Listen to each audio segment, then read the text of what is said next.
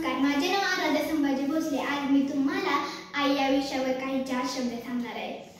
अतिशय भरभरून बोलावा असा विषय, त्या विषयाचे नाव आहे आई। आई या विषयावर 5 मिनिटच काढतात, जन्म बोलले तरी अधुरे पडतील। मित्रांनो, या विषयाची सुरुवात मी कोठून करावी हेच समजत नव्हते। तेव्हा समोर टीव्हीवर चित्रपट सुरू होता। त्या चित्रपटातील आईने आपल्या 2 मुलांना वाढवले, लहानाचे मोठे केले, पण पुढे त्याच नालायक मुलांनी तिने पाजल्या दुधाचा लिटरमध्ये हिशोब मागितला। तेव्हा मी विचारत पडले की आई या शब्दाची महती आजच्या युगात कमी झाली आहे का? कदाचित हाच प्रश्न या व्यासपीठाला पडला असेल, म्हणूनच मी विषय निवडला जीवनदायी। हृदयाच्या मखमली पेटीमध्ये 2च अक्षरे सामावलेली असतात, ती म्हणजे आई। आ म्हणजे आत्मा, ई म्हणजे ईश्वर। आत्मा आणि ईश्वर याचा स्वर्ण मिलाप म्हणजे आई। आई या शब्दात पृथ्वीचे औदार्य, सागराचे गांभीर्य आहे।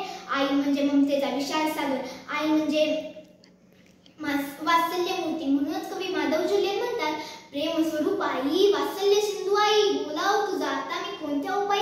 आई विना दैवत नाही, आईचे कधी फिटत नाही। विठ्ठल म्हणजे आई, गाय म्हणजे आई, भारत म्हणजे आई, आईला आजी म्हणतात। साने गुरुजी म्हणतात, आई माझा गुरु, आई कल्पतरू सुखाचा सागरू। आई माझी प्रीतीचे माहेर, मांगल्याचे सार, अमृताची धार, आई माझी।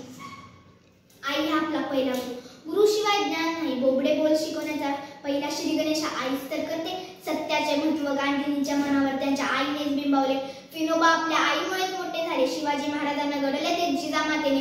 ही झाली आपल्या जन्मदायी आईची कथा, पण ज्या आईच्या अंगावर आपण खेळलो, लहानाचे मोठे झालो, त्या धरतीरूपी आईला सुद्धा आज आपण विसरत चाललोय। देवा, तुझ्या राज्यात संस्कृतीची होळी झाली आहे का?